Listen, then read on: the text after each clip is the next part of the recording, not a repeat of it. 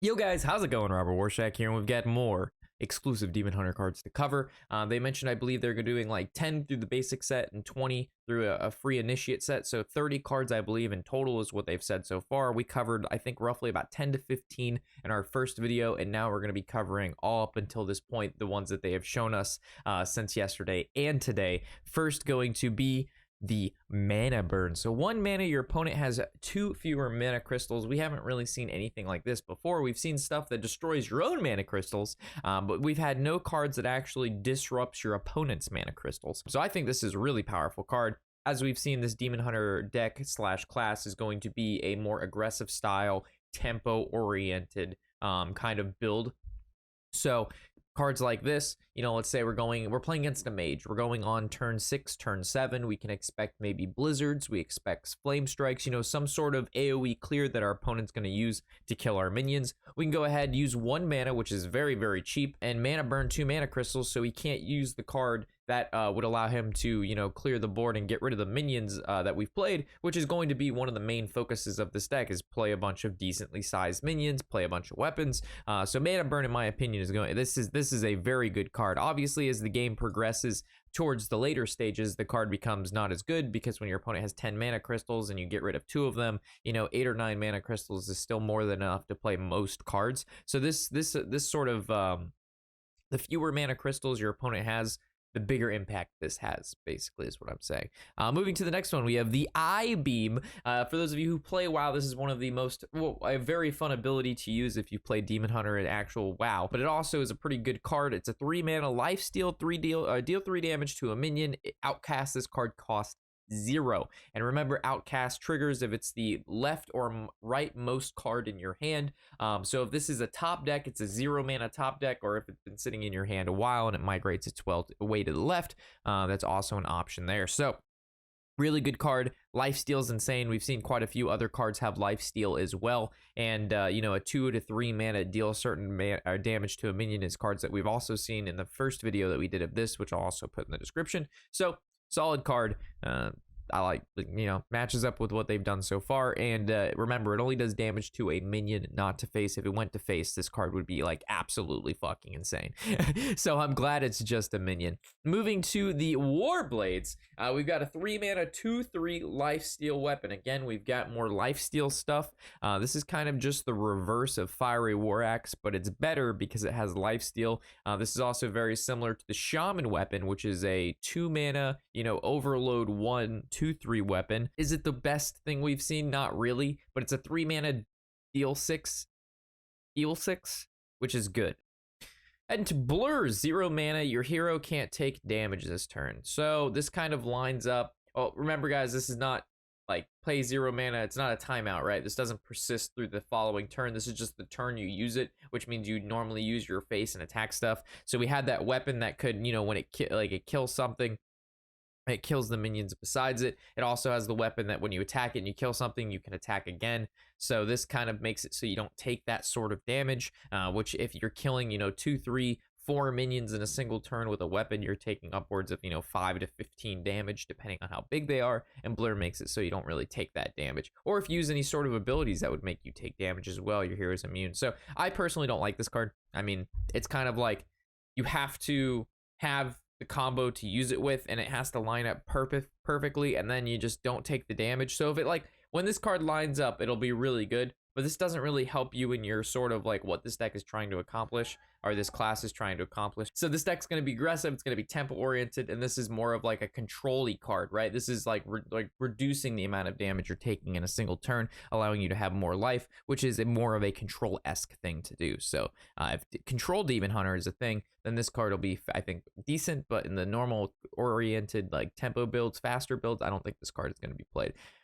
The Felblade, this card is insane. The 4 mana 5/3 rush. So obviously stat-wise, 4 mana 5 attack rush is good. Outcast gain immune this turn, which means it can't die. It just, wow. So an amazing top deck. It's amazing. Outcast is what makes this card amazing. And then if you just play it out, it's a 4 mana 5/3 rush. It's still good. We've seen this through cards like the new dragon. It's a 6 mana 5/3 divine shield, which can't be targeted by hero powers or spells. That card is very similar to this card in the sense stat wise it's the same, rush is the same. The only difference is this gets immune and the other one has divine shield, and that card is played a shit ton, and that costs 6 mana. This costs 4 mana. So I think this card is really, really, really, really good. Spectral Sight. 2 mana, draw a card, outcast, draw another. So obviously this card is going to be really good if it has the outcast on it, and this card is not so good if you don't outcast it. But like as a top deck in the later stages, like you have, 2 cards in hand, 1 card in hand, you top deck Sight, you play a 2 mana, draw 2. I mean, that's just amazing, right? But if you're playing this, it's been sitting in your hand a while, the outcast doesn't trigger. You're paying 2 mana to draw a singular card. I mean, that's basically Novice Engineer, but Novice Engineer, it actually has a minion attached to it. Plus, it's a battle cry, which synergizes with other stuff. So, Spectral Sight, outcast, if done, really good. If you don't outcast it, it's really bad.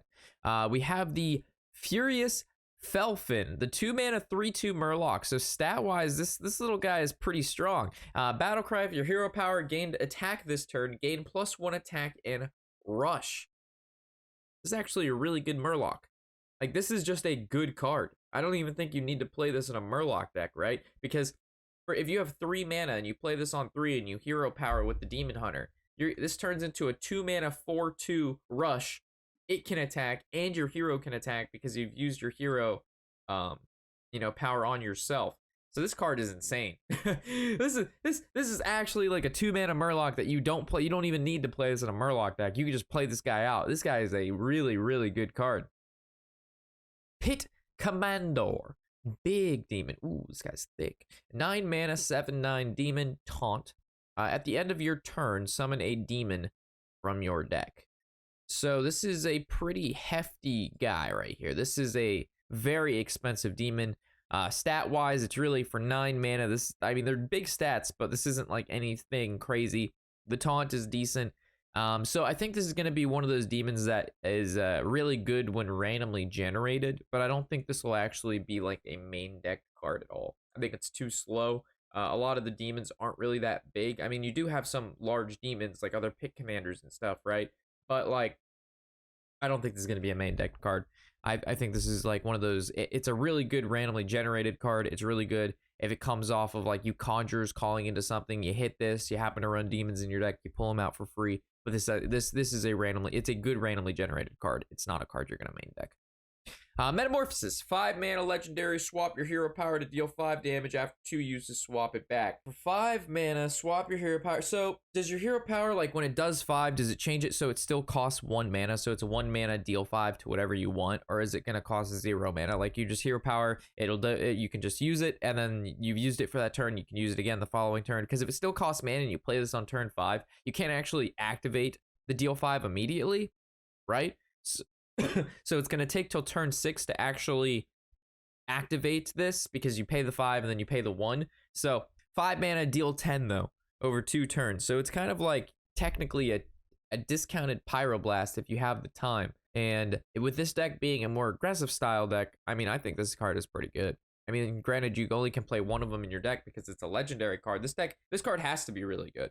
All right, taking a look at the Warglaives of Azzinoth. This used to be a fantastic weapon back in the Black Temple days. Oh my god, the fights that were had over the glaives, man. What were they, like a 1% drop, I think, or 0.5% or 2%? I know one of the glaives had a slightly higher percent if I'm wrong. Either way, badass weapon, super cool. 5 mana 3/4. After attacking a minion, your hero may attack again. So this is what I was talking about earlier with Blur. You start swinging on kids with your weapon, you take a lot of damage. Blur prevents that damage from being taken, and we all have a nice day. So is it really worth to play the Blur and the Warglaives? I mean, you can do it all in one turn because Blur costs 0. Again, I think that's more of a control-oriented build of this, in my opinion.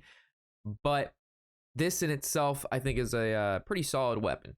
I mean, it's very, very close to Sulthress, and Sulthress costs 6 mana. This costs 5 mana. They have the same sort of durability, and it gets 1 less attack. But remember, our hero power can give this +1 attack. So it's actually the same as Solthres. And Solthres is, in my opinion, a really solid weapon for the Quest Warrior deck or Weapon Warrior decks. And it synergizes with Armored Goon, which we actually have a Weapon Warrior video coming out. Maybe by the time I post this the Weapon Warrior will be coming out the day after. So it'll actually line up pretty nice. But either way, this is a pretty cool weapon. I like it a lot. Makes sense. Heading to our last card we're going to be covering in this Demon Hunter. Remember, all these are just Demon Hunter cards. The new expansion, I'll do a review on that separately. I wanted to just do a review on the Demon Hunter cards, which all seem really powerful, by the way. All these cards are good, pretty much. Skull Guardian, 5 mana. Draw 3 cards. Outcast, reduce their cost by 3. So, if you outcast this, it seems like if you outcast something, the card is absolutely amazing, right? We're finding that to be, if we can activate, if the outcast is guaranteed, the card is absolutely crazy, right? It's just really good. If we're not hitting the outcast, the card is like slightly worse than average, right? Because maybe with this, it's like on average, right? Because Arcane Intellect, 3 mana, draw 2. Sprint is a 7 mana, draw 4. We've got other cards that cost 5, 6 mana, draw 3. So this is about average. And if you happen to outcast, it turns into God. It turns into the Jesus draw. So Ghoul Dan, really solid in the deck. And I think this is even more of a control card because we have the other Demon Hunter draw card, which is like 2 mana for each other minion that has died. You get to draw a card. And we've got the 3 mana, 3/3 summon 3 1/1s with Rush, and then the 5 or the 6 mana one, right? So that's a shit ton of draw in itself. And this is, 5 mana, only draw 3 in Outcast. So maybe you run both forms of draw, but I see this being more of a control card and the other one being more an aggressive card because it requires minions to die and you want to summon lots of minions, so it kind of goes hand in hand. But with this one, reducing some like expensive cards like, 6, 7, 8 mana cards down by 3, that's pretty significant looking at like Pit Lord and stuff, right? Or the Pit guy we just covered just a few seconds ago. So this is some exciting stuff. I'm really looking forward to playing Demon Hunter. We're probably gonna do lots of Demon Hunter decks. It's gonna be a really good beginner and introductory deck for the returning players to play and also new players to come into because it's free and these cards look really solid and they're all, like I said, free. Free is awesome. We like free. We like that shit. So with that, let me know what you think, guys, about these cards. Are my ratings right or are my ratings wrong? I want to hear it. Give me your input. So with that, thanks for watching. Catch you in the next episode. Of course, I'm Robert Warshak and happy whatever the hell day it is.